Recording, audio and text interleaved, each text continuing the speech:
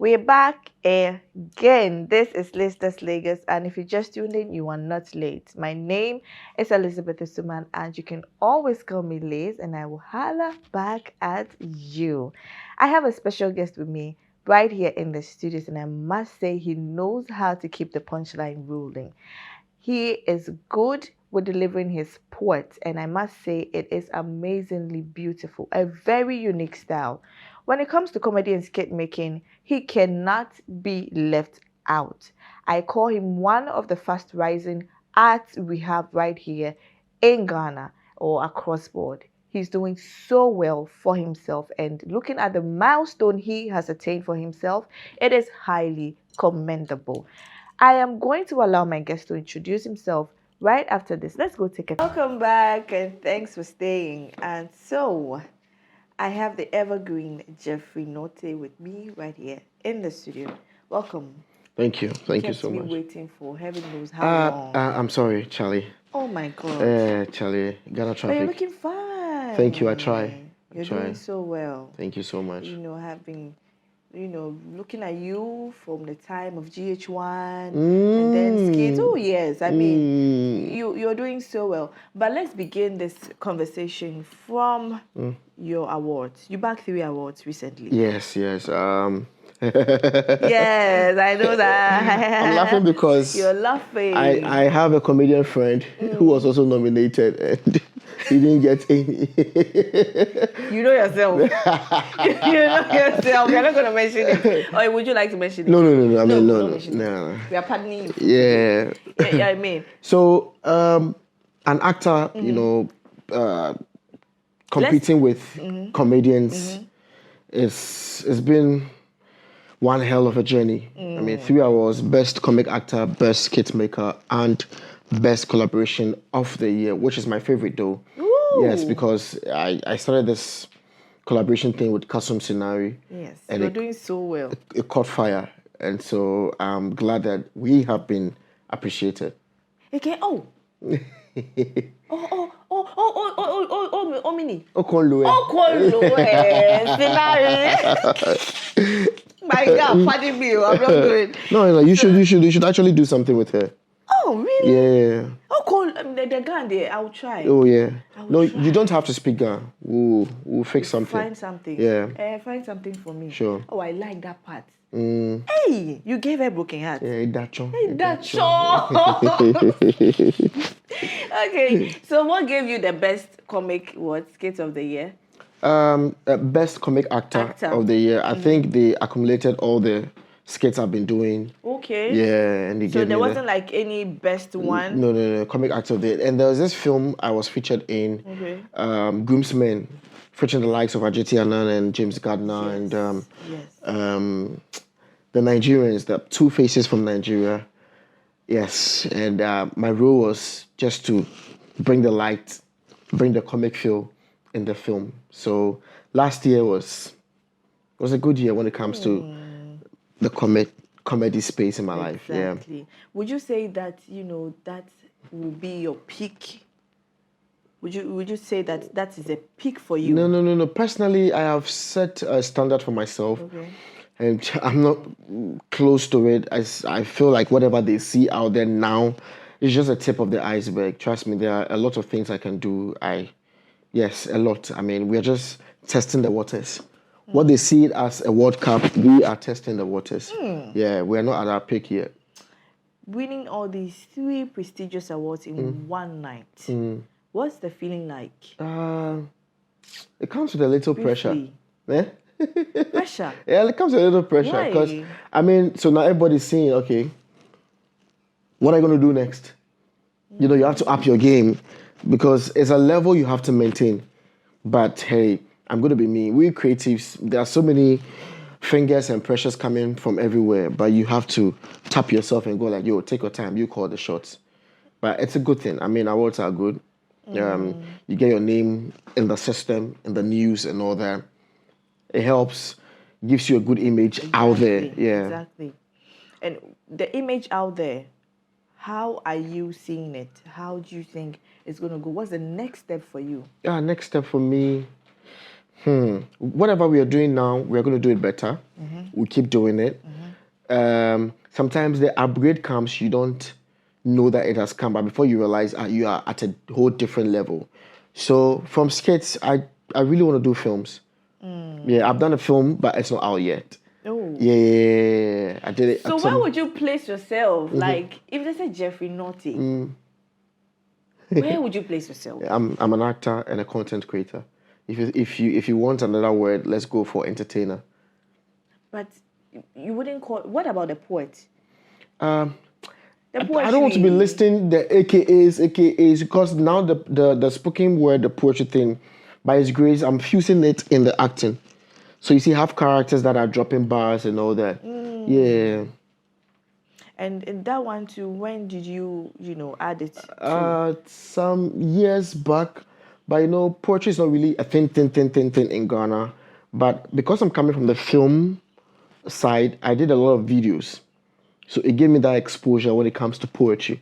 I did it, and I broke all the rules when it comes to poetry. I was doing it in Ghana, in Pidgin, and whether I'm rhyming, I'm dropping, I just broke Takashi lifestyle like everything. That. Yeah, street. Day inside.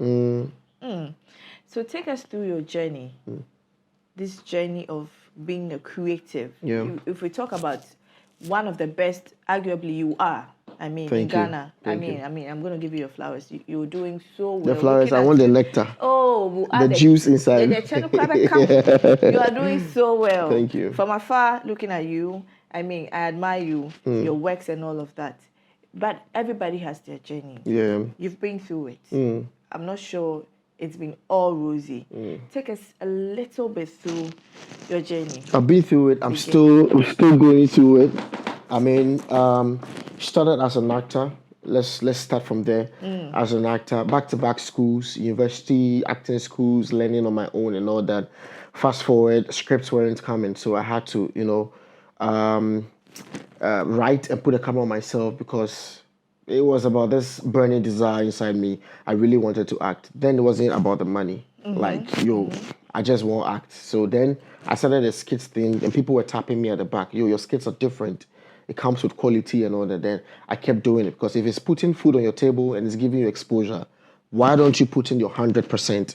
So here we are, adverts, few in and there, traveling to nearby countries to collaborate when it comes to film and skit making, and also trying to expand my tentacles. And fast forward, we are here doing it back to back with content creating, with arts, with films. We all know, laughter is a tranquilizer.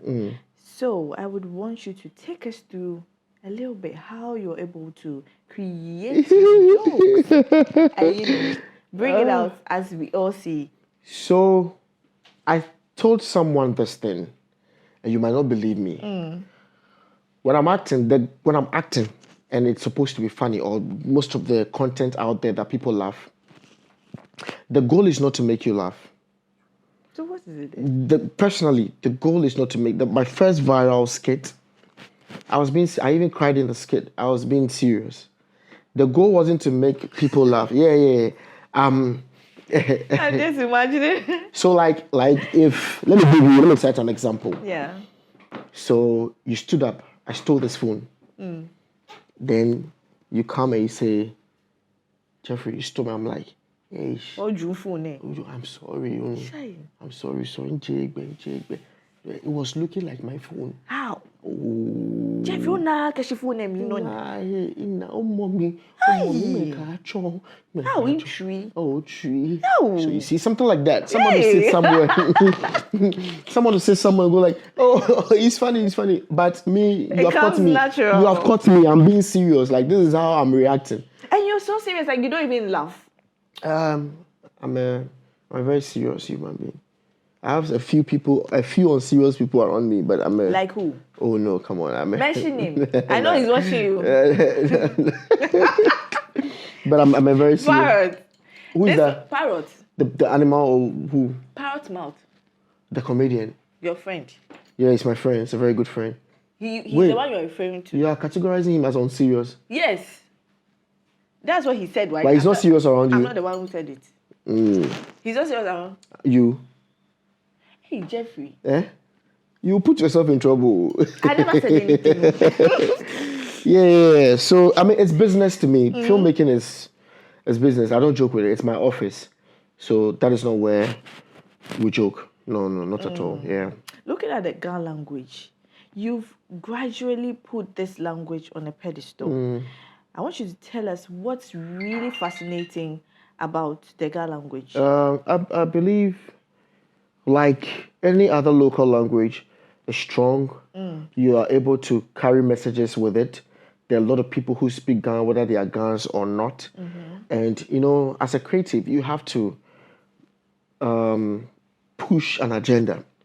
You have to be able to push an agenda, be it language, social issues, or whatsoever.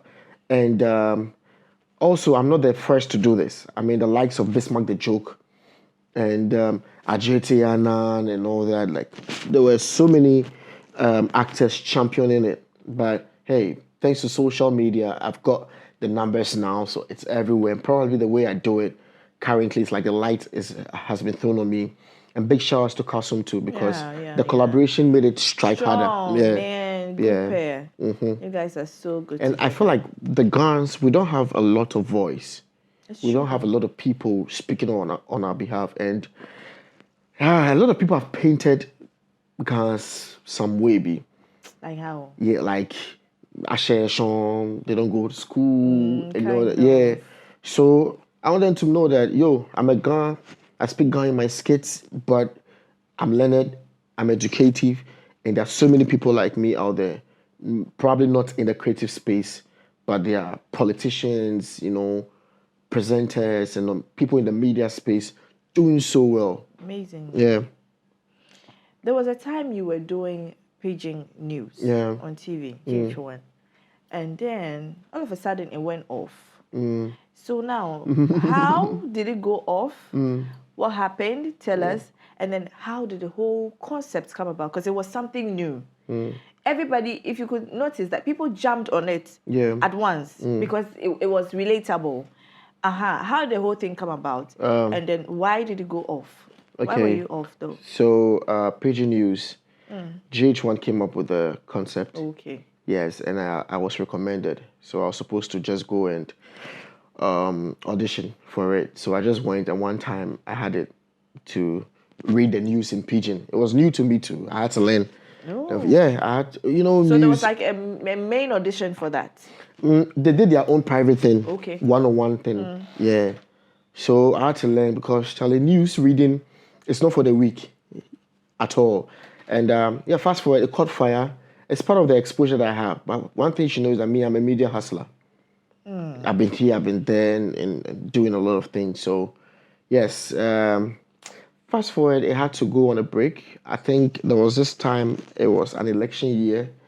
So there was no time. The channel, they were actually putting out a lot of election stories out there. And then we went on a long break. Then I told management that I have an idea in mind. You still with Pidgin? They said, well, we also have an idea in mind. It's a boys thing. I'm like, yeah, mine is also a boys thing. Your Mind for Day. So we structured it. I shot a pilot. I showed it to them. They're like, let's go. Now we're doing Your Mind for Day back to back. It was everywhere. A lot of boys wanted to jump on it. It was like a platform for boys to also air their grievances and all. Then it was difficult combining Your Mind for Day with film. So just one time I chose film. Just like that? Yeah. Why was it hectic? Film, it needs your time. And TV too needs your time. I know, right? Yeah. So I just one time, I'm like, I just sent in my letter. Because I was about to ask you that. How do you juggle all these things? If I do that, I was gonna die. Maintain your composure as well. Yeah, I was going. If how long were you doing this though? How long were you doing the juggling and then still maintaining your I'm still doing the juggling thing, exactly. but the TV thing, you just have to scrape it. You're working with a company. The company will take no excuse. Exactly. Yeah. So it's either you are in or not. And film is traveling with you sometimes. though you're in Ghana, but you're going outside the shores of Accra. So you need time. So at a point in my career, people were, I don't know who was telling directors and producers that Jeffrey's no more acting. Like, yo, I'm still acting. Is it because I'm presenting and all? It was drawing you back. Yeah. And that's my first love, so I had to choose it. Okay. Now, looking at your work, it revolves around talking. How are you able to Just ensure... yours is more messed up, please. How are you able to ensure that your words are captivating and then informative as well? How am I able to do this? I prepare myself. Yes, I mean, if I have to speak, I prepare myself. I know what I'm going to talk about. And most importantly, I apply experience, So basically, preparation is something I don't let go. Oh, we can't have this without talking about Nigerian comedians. You have been in and out. Yeah. What's your take generally on Ghanaian creatives and the Nigerian creatives? Like the two. What's the difference for you? The difference is behind the scenes. Yeah, but content-wise, I believe Ghanaians are also doing well. We can only do better, and Nigerians are doing an amazing thing in terms of content creating, in terms of film, music, skits, and all that. They are doing awesome. What's the thing that you think they do that sets them different or apart from we Ghanaians? They are consistent. Just that. Yeah.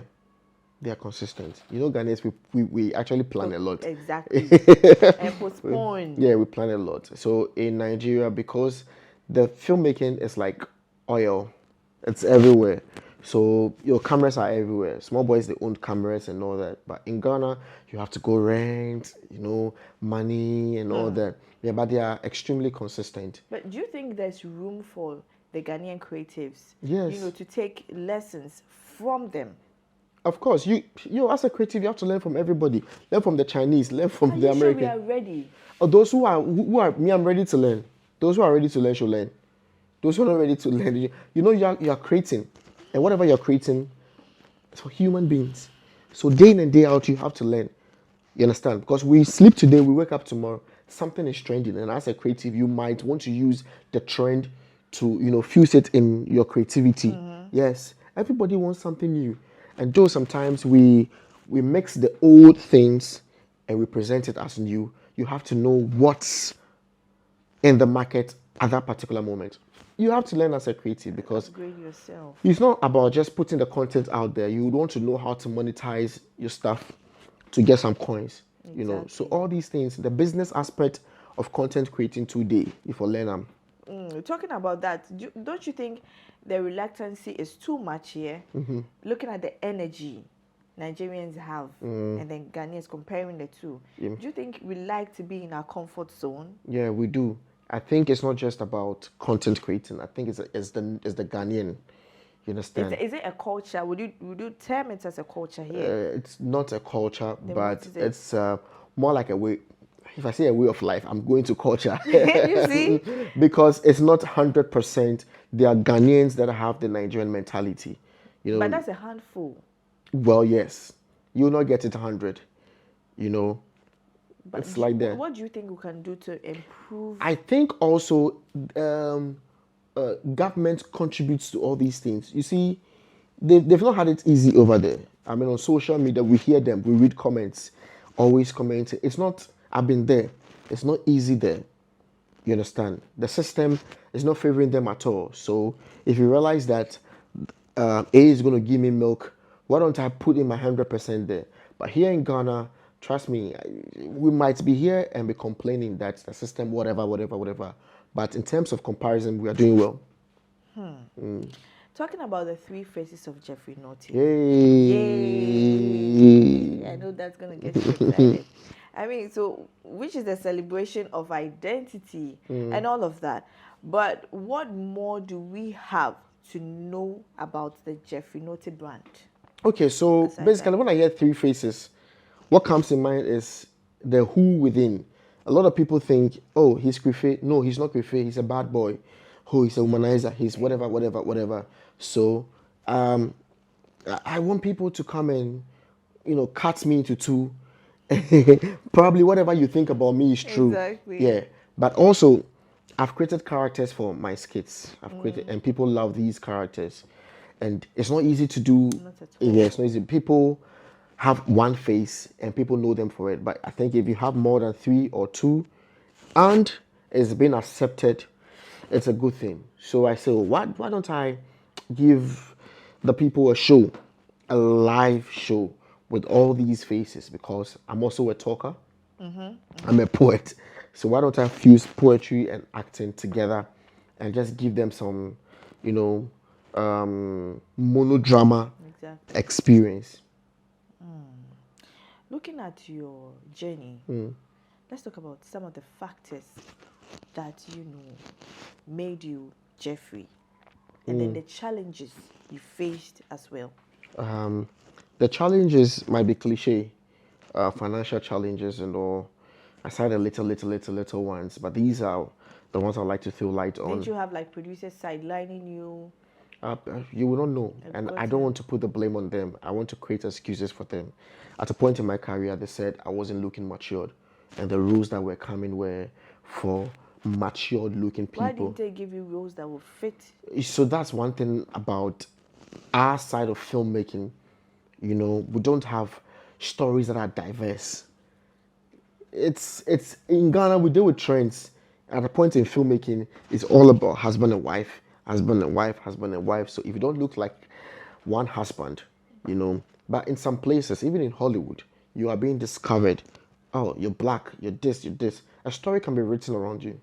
Lil Wayne is not that old, but Lil Wayne can, act like an old man. And then they put him in a movie. So why would they be telling you that? I wouldn't even want to be made up and be looking like an old man, a grown man before I can just to fit that role. Before I can rock shoulders with Jackie Appiah. I mean, if I'm young, give me the young. Let me grow peacefully. You understand? Don't force me to grow. But that's acting. Yeah, but you can't force. People will know. People know Jeffery Nortey. So you're comparing Jeffery Nortey to one Jackie Appiah, and you say husband. Me, I was watching Jackie when I was young. Yes. So if you want to put beard, then I didn't even have all this. Okay. Yeah. So if you want to put all those things there, there's no way you can't run away from it. In your acting, we will know that you are not there. Young. Yeah. We will know. Fast forward now. What would be the one advice you're going to give to the upcoming comedians, those that are looking up to you, want to be Is anybody looking up to me? Yes, there are a lot First of all, don't look up to me. Why? they are amazing. Not easy. First of all, don't look up to me. Why? I broke the rules. I broke the rules. Like what? Give us just 2 rules. Look at what I'm going to do on 14th June at the National Theatre. It has never been done before in this country. I know, right? Yes. You're a pace setter. Thank you very much. That is what I love to hear stuff like that. You are. Yeah, I'm tired of, you're a good actor, you're a pace setter. These are things that our children would love to hear. Of course, definitely.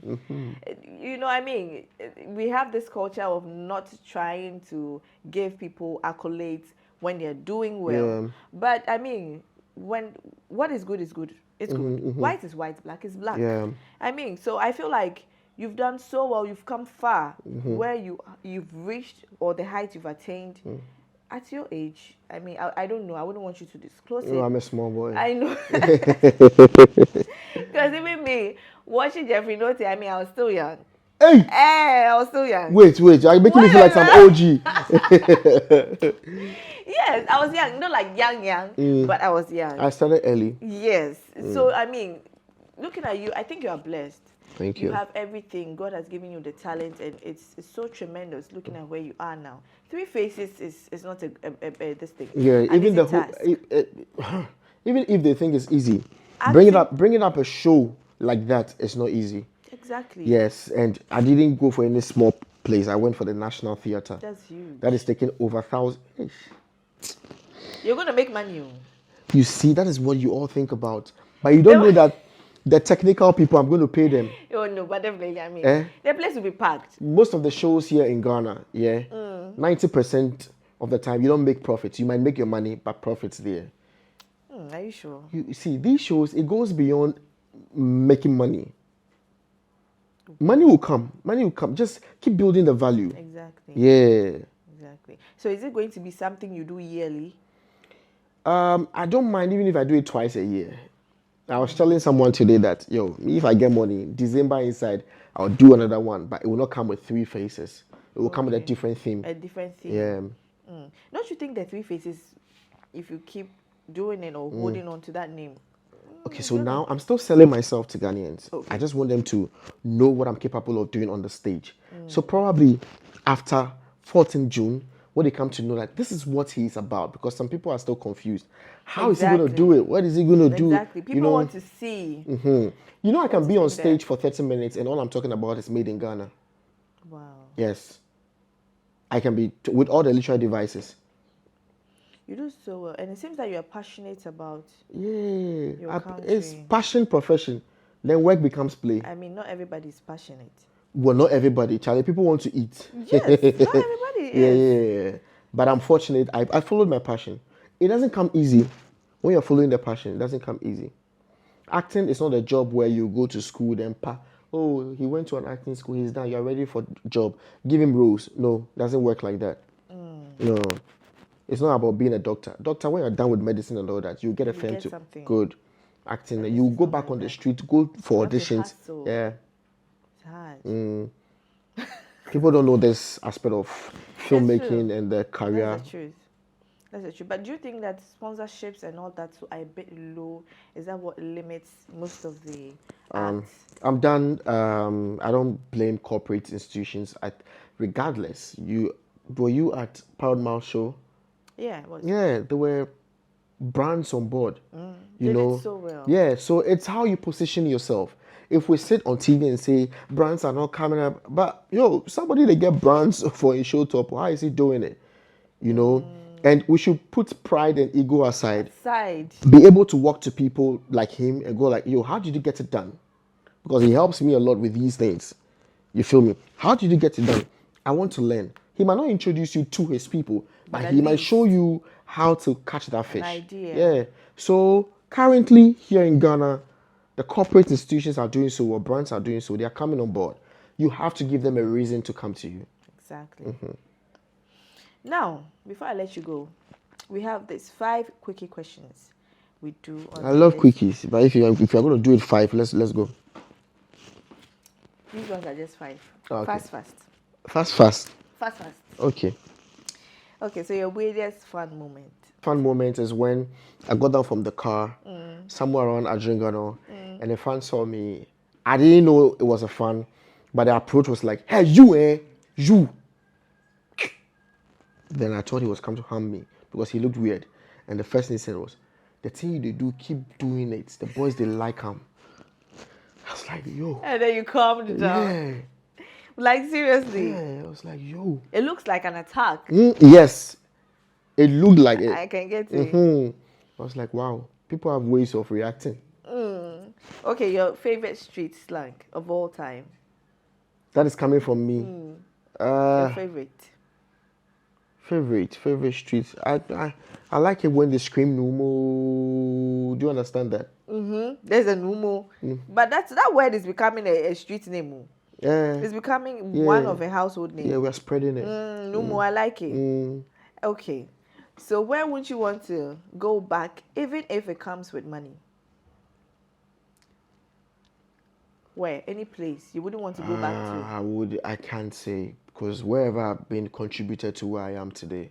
There's none. Yeah. No matter how dirty it was, so many things are just flashing in my mind now. But I'm just saying, I still thank God. I went through such phases wherever I went to. Charlie, there are no regrets. No regrets. God has been with me. No regrets. I've been through some crazy things. One day, I'm sure I'll say them. Say something. At a point in my life, I thought I was going to be in a wheelchair. Why? What happened? Yeah, somewhere in JHS. I had this, should I say, a condition with my thighs and my legs. I was going back to back to the hospital. And to the extent that we went to crazy places because we applied everything. Just to... Yeah, I couldn't go to school. The very moment I signed up to go to school, I'll experience those things. How does it make you feel? Like it's being, like they're piercing you. Like a lot of things are being pierced in your thigh and your legs. Oh boy. Yeah, whether it was spiritual or physical or medical. You have no idea. Yeah. How old were you then? I can't tell. I think I was in JHS. Yeah, I think I was in JHS. So I didn't even think I will write my BEC. Yeah. So at a point they were like, "Yo, if it's gonna be serious, just..." Which year was that though? Hey, if I tell you the year, people will be able to calculate some one or two things. We've told some small lies out. Yes, I've been in this seat before. So I thought I wasn't going to work because they said they were going to operate. Like, I was like, yo, Charlie. But were you operated on though? No. Hey, prayer, so back to back. These are some small things. There are other ones, but regardless, God has been good. God has been, all those things, you go through them and you get to know God more. You feel like it was an attack for you to, remain at a particular place? My whole life I've been attacked. From childbirth? My whole life. My whole life. Why? It took me like 1 year before I started working. Yeah, I wasn't able to walk. A whole year? Yeah. That is from childbirth or from like right after I came out. Right after I came out. What's your BEC? No, right after I came out. Asking from your mommy's womb. From my mommy's womb. Okay. The time that was meant for a child to start crawling and all that, I wasn't working. Oh boy. I wasn't working. Fast forward. I think they didn't want me to work, but now I'm flying. Fast forward. I was injected one time and I had the nurse injected the wrong vein.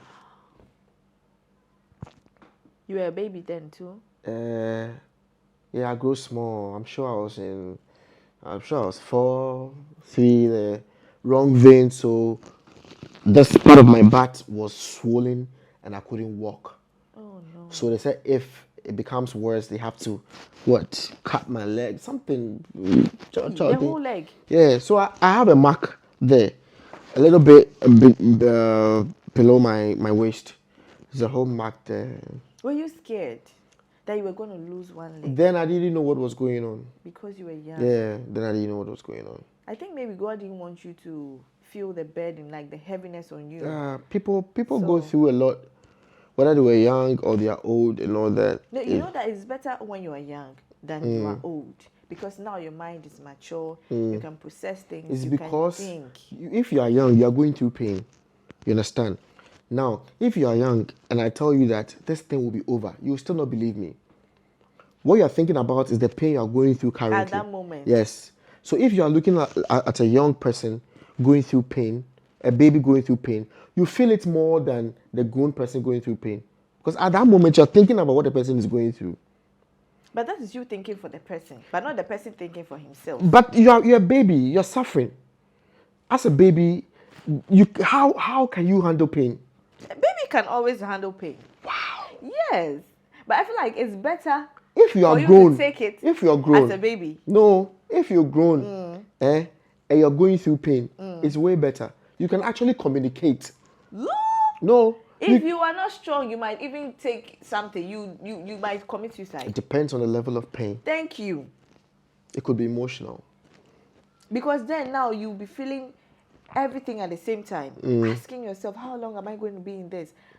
But when you were a child, you don't know what is happening. You're not matured. Because you survived. What if the child dies out of that pain? No, you can't. say, oh, poor baby. Poor baby. God will not give you something that is so, over you. Yeah, something that you can't we take. keep going back to God.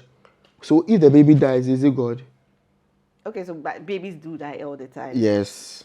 So I mean. Do you know that sometimes it's because of our own deeds? Kafi. Then you fail. Yeah, you fail. Mothers. Some mothers, the way they treat their babies, as if they pick them up on the shelf. It's true. Yeah. Some even go to the extent of, throwing the babies away. When you're driving, you see how mothers treat their children.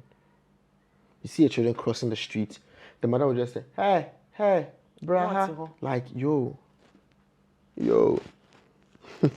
Like those things, like, did you go around Choco that way? The chocolate is in my mind, though. But what did you say?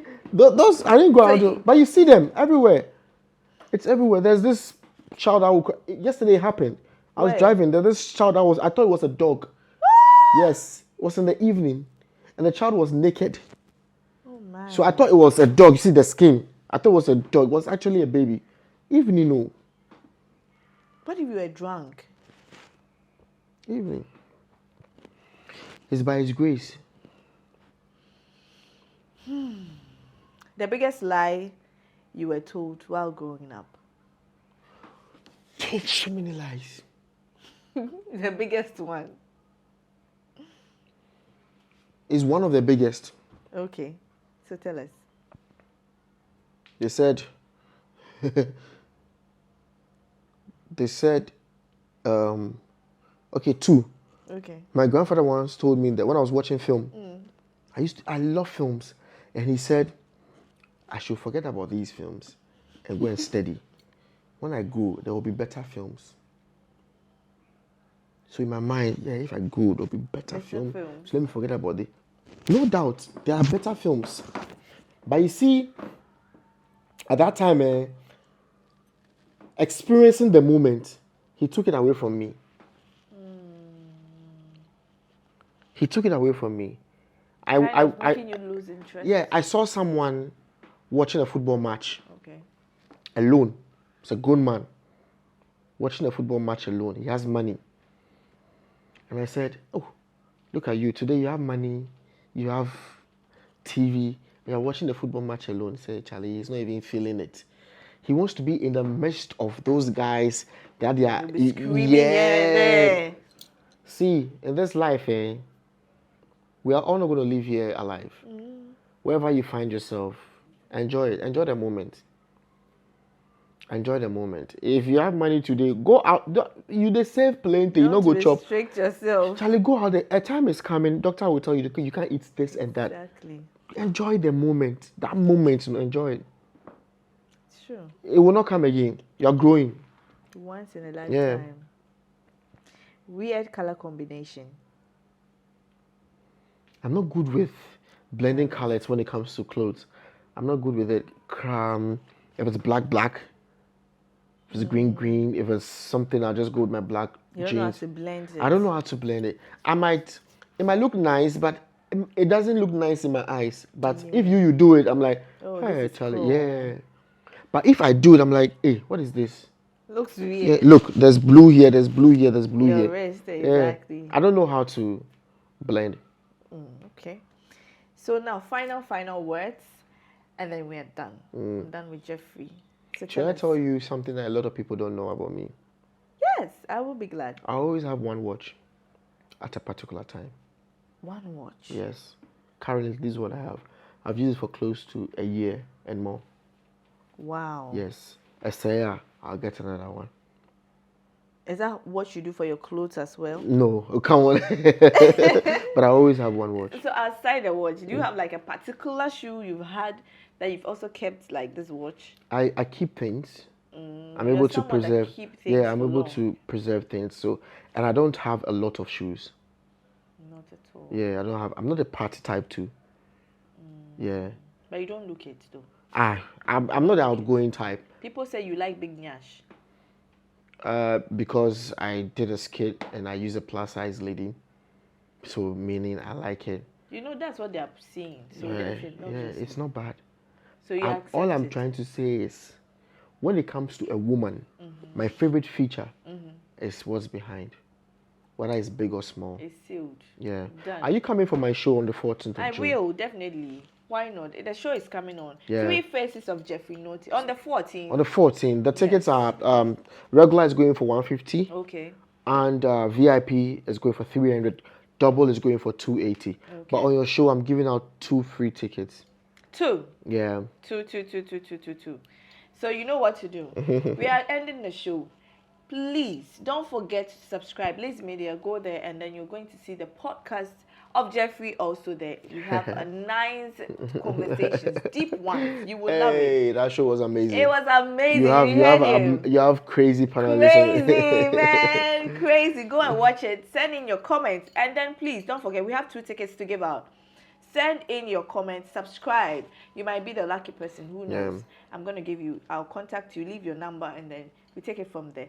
The show has come to an end. This is Liz, that's Lagos. I'll see you next week, same time, right here.